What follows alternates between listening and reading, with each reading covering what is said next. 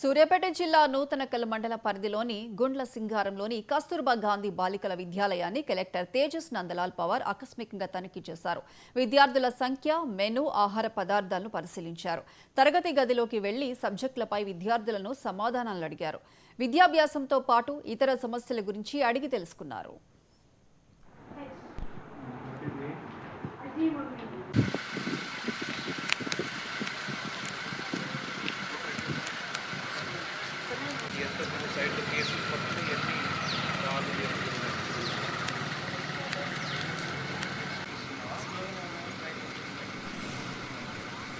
Service coat వేసిన దీనికి water ఆగుతుంది కాబట్టి ఇబ్బంది ఉంది, సరిపోదు.